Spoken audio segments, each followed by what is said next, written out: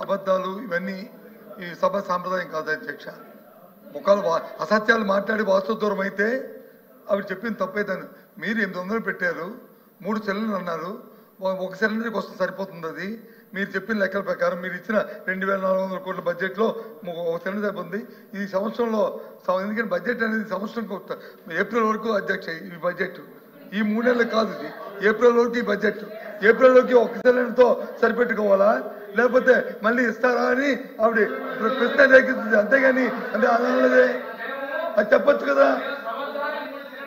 దాని ప్రకారం క్యాలెండర్ ఇచ్చాం, 4 months కి ఒక స్లాట్ ఇచ్చాం. మొదట్లో ఇంప్లిమెంట్ చేసి చెప్పాం.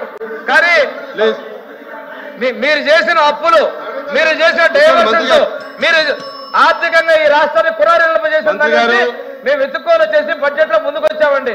మీ పాపాలు కడుగుతున్నాం, మేము మీరు చేసిన పాపాలు కడుగుతున్నాం. చర్చ డిబేట్ అవుతుంది.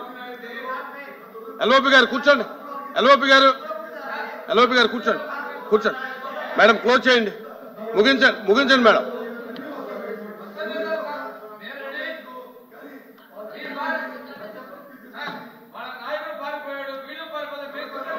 అరే చర్చ డిబేట్. మంత్రి గారు ప్లీజ్.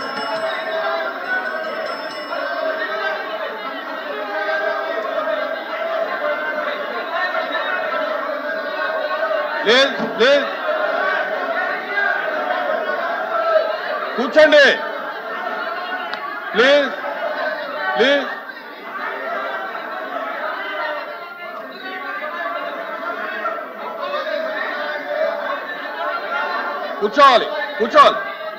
కూర్చోండి దయచేసి.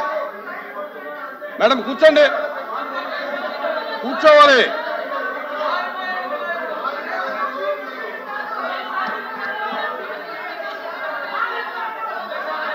ప్లీజ్.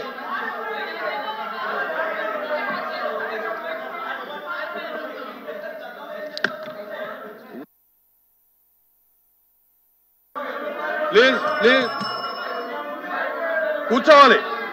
మంత్రి గారు కూర్చోండి. మీరు కూడా కూర్చోండి.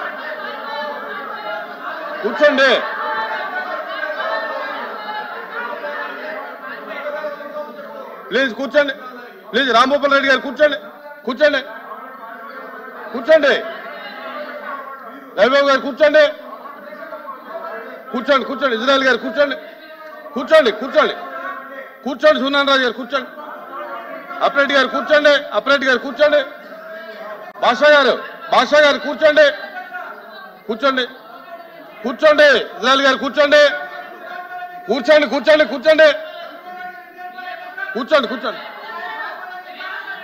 ఇజ్రాయల్ గారు నా అధ్యక్ష. గౌరవ సభ్యులు 2019 నుంచి 24 వరకు చంద్రబాబు నాయుడు గారు పారిపోయారని మీరు అంటున్నారు అధ్యక్ష. మీరు నాకు తెలిసినందుకు మీరు ఎమ్మెల్యే కాదనుకుంటప్పుడు చంద్రబాబు నాయుడు గారు హౌస్కి వచ్చారు, శాసనసభ సాక్షిగా నా తల్లిని అవమానించారు అధ్యక్ష. అది గుర్తుపెట్టుకోండి. మీరు గౌరవ సభతో వస్తున్నారు, మా తల్లిని అవమానించారు. ఈ రోజు మీరు కావాలని పోస్టులు కూడా అట్టని పెడుతున్నారు. మా తల్లిని అవమానించారు ఆ రోజు. మీకు గుర్తురాదా? ఎన్ని ఎక్కడ అవమానించలేదు సార్, ఎక్కడ అవమానించలేదు. మీరు ఎట్లా మాడతారో. మీరు ఉన్నారా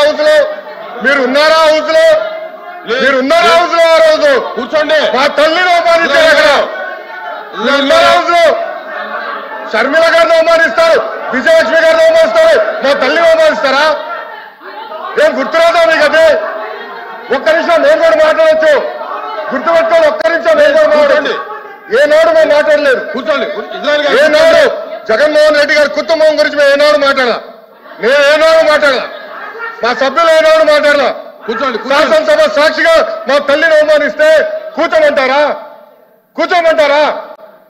22 వరకు చంద్రబాబు నాయుడు గారు ప్రతిరోజు హౌస్కి వచ్చారు, ప్రతిరోజు హౌస్ నిలబడ్డాడు, సింగిల్ గా నిలబడ్డాడు. సింహంగా గుర్తుపెట్టుకో, సింగిల్ గా నిలబడ్డాడు, పోరాడారు.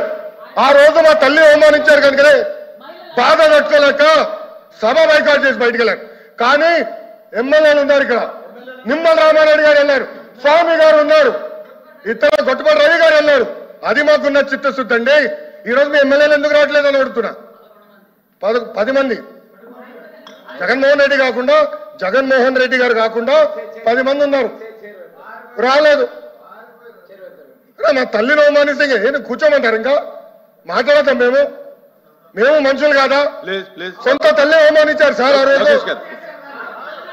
మాట్లాడుకున్నా కూర్చోమంటారు? అయితే తెలియకుండా ఏదంటే అది మాట్లాడితే ఎట్లా అధ్యక్ష? ఎందుకు ఆ రోజు బైకౌట్ చేస్తారో మాకు తెలుసు. నేను అక్కడే కూర్చోండి. ప్లీజ్ ఎల్ఓపి గారు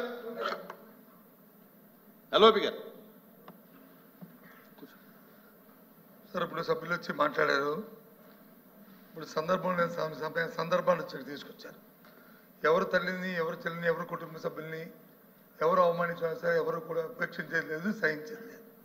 దాన్ని ఎవరు సమర్థించేది కూడా లేదు. దాన్ని ఎప్పుడు కూడా సమర్థించాం దాన్ని. అది అలాంటి సందర్భాలు వచ్చి మళ్ళీ మనం లేని సందర్భాలను ఇక్కడ తీసుకొచ్చి సభల్లో ఉండి ఏ సందర్భం మాట్లాడుకుని ఏం చేసిన రికార్డులో ఉండదు అధ్యక్ష. రికార్డులో లేని విషయాల్ని, అవసరం లేని విషయాల్ని ఇక్కడ తీసుకొచ్చి అనవసరంగా హోందాగా మనం ప్రవర్తించాలి అధ్యక్ష. ఒక తప్పు కానీ దాన్ని మీరు సమర్థించట్లేదు. ఎట్టి పరిస్థితుల్లో సమర్థించట్లేదు.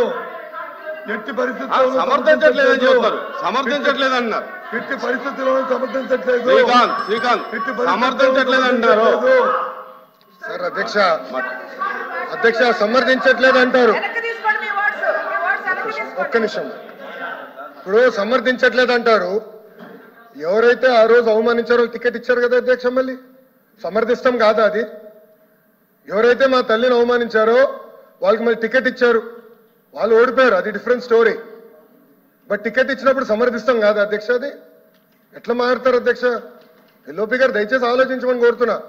ఆ రోజు సమర్థించారు, టికెట్ ఇచ్చారు, ఓడిపోయారు ఆ వ్యక్తి. దానికని ఏమంటారు అధ్యక్ష? సో దయచేసి ఆనాడు చంద్రబాబు నాయుడు గారు 2.5 సంవత్సరాలు నాకు గుర్తున్నంత వరకు అధ్యక్ష 2.5 years హౌస్కి వెళ్ళారు. దాని తర్వాత ఎప్పుడైతే మా తల్లిని అవమానించారో అప్పుడే బయటకు వచ్చి వీడియోలు ఉన్నాయి. ఎవరేం చేస్తారో తెలుసు. రాష్ట్ర ప్రజలు ఆనాడు చూశారు. అన్ని బయట ఉన్నాయి అధ్యక్ష. మళ్ళీ ఎందుకు సమర్థిస్తారో రాకపోతే అర్థం అవట్లేదు. ఒకసారి అధ్యక్ష సార్, ఇప్పుడు బడ్జెట్ మీద చర్చ కొనసాగట్లేదు. ఆరోపణలు అధ్యక్ష. నేను అన్నదాన్ని వాళ్ళు మాట్లాడారు. మా నాయకుడు ఇప్పుడే మా లోకేష్ బాబు గారు చెప్పారు, సభలో గౌరవ సభలో అవమానించారు కాబట్టి ఈ సభని గౌరవ సభగా మార్చి ముఖ్యమంత్రిగా వస్తామని సభలో చెప్పి మేము బయటికి వెళ్ళాం అధ్యక్ష. సమాధానం ప్రజలకు చెప్పకుండా వెళ్ళలేదు అధ్యక్ష. రెండోది, బొత్స గారు ఎల్ఓపి గారు 2014-19 ఇదే హౌస్లోకి మాటిచ్చారు అధ్యక్ష. ఆ రోజు వాళ్ళ నాయకురాలు గురించి ఎవరైతే వాళ్ళ నాయకుడు ఉన్నాడో తండ్రిని అడ్డం పెట్టుకుని 1,00,000 కోట్లు దోపిడీ చేసినమాట వారు మాట్లాడింది వాస్తవం. రికార్డ్స్. దయచేసి గతం గురించి వెళ్ళకండి. కన్నబాబు గారు కూడా, త్రిమూర్తుల గారు కూడా, ఈ సభ్యులందరూ కూడా 14-19 సభలో విజయ అని మాట్లాడింది వాస్తవం కాదా? విజయమ్మ గారు అట్లా మాట్లాడింది వాస్తవం కాదా? అదేవిధంగా ఈరోజు షర్మిల గారిని, సునీత గారిని, విజయలక్ష్మి గారిని మీరు సోషల్ మీడియాలో అవమానించే వాస్తవం కాదా? ఈ రోజున ఇదే సభలో రికార్డ్స్ ఉన్నాయి అధ్యక్ష. మేము ఎవరైతే మహిళల్ని కించపరిచారో ఆ సభ గురించి మాట్లాడాం. కానీ ఈ రోజు మీరు ఎందుకు సభకు రాలేదు? మీ నాయకుడు ఎందుకు సభకు రాలేదు?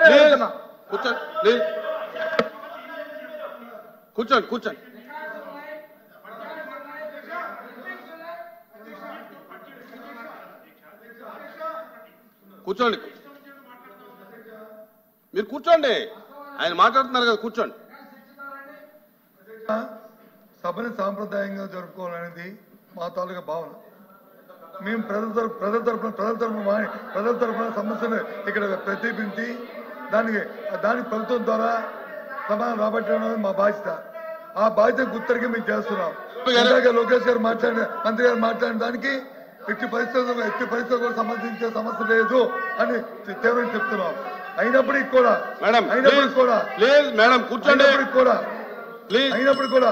మళ్ళీ గౌరవ సభ్యులు వచ్చి మాట్లాడడం అనేది అది కరెక్ట్ కాదు. రికార్డు తీయండి, డిబేట్ పెట్టండి, మాకు అభ్యంతరం కాదు. అప్పుడు ఎవరి దగ్గర ఏ విషయాల్లో ఏమంత అంశాల్లో మాట్లాడుకుందాం. మీరు నోటీస్ ఇవ్వండి, మేము నోటీస్ ఇస్తాం. ఇవ్వండి, తప్పులేదు. కానీ లేని సమస్యని, అవసరం లేని సమస్యల్ని మన గౌరవాన్ని మనం కాపాడుకొని మన గౌరవాలు తగ్గించుకునేటట్లు ఈ అవసరం మాత్రం ప్రవర్తించదని కోరుతున్నాను. దయచేసి ప్లీజ్ కూర్చోండి. జరిగిపోయింది.